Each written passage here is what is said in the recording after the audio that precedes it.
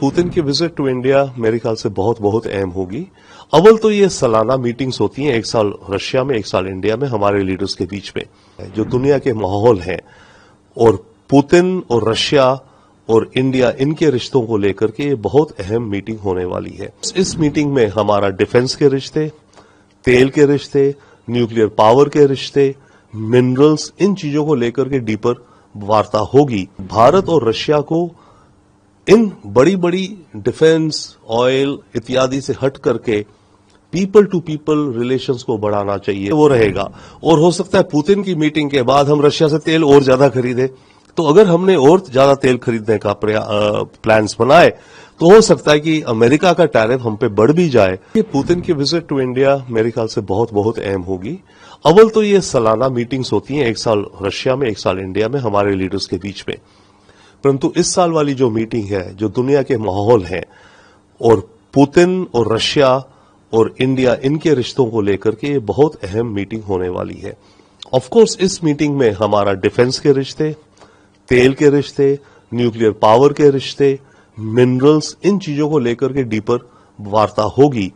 परंतु मेरा मानना, कहना और पुश करना यह है हमारा कि भारत और रशिया को इन बड़ी बड़ी डिफेंस, ऑयल इत्यादि से हट करके पीपल टू पीपल रिलेशंस को बढ़ाना चाहिए। जब तक हम ये नहीं करेंगे दोनों देशों के बीच में, हमारे दोनों देशों के बीच में रिश्तों की बढ़ोतरी उतनी नहीं होगी जितनी होनी चाहिए। लावरोव इनकी मीटिंग से पहले एक बार भारत आ सकते हैं, क्या कुछ उसका असर पड़ सकता है? डेफिनेटली लावरोव दिल्ली आएंगे, वो आएंगे होमवर्क करने के लिए, इस पुतिन मोदी मीटिंग की तैयारी के लिए, कि डिफेंस में क्या बातें होनी है, एनर्जी में क्या बातें होनी है, न्यूक्लियर पावर में क्या बातें होनी है, विश्व मामलों में क्या बातें होनी है।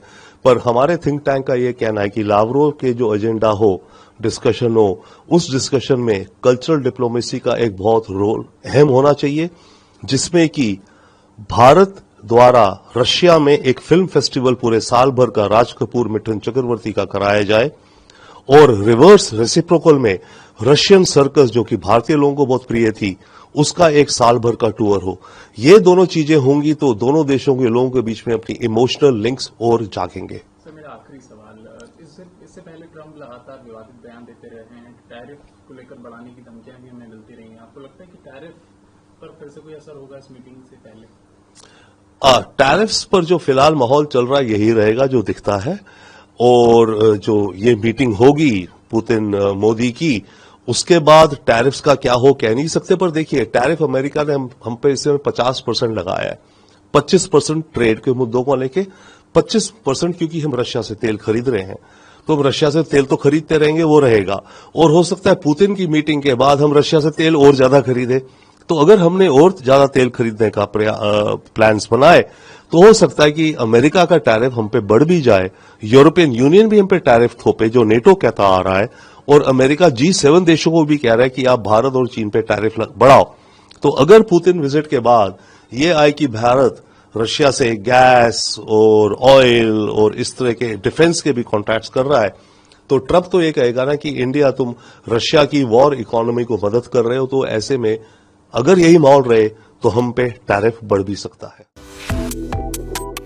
Subscribe to One India and never miss an update. Download the One India app now.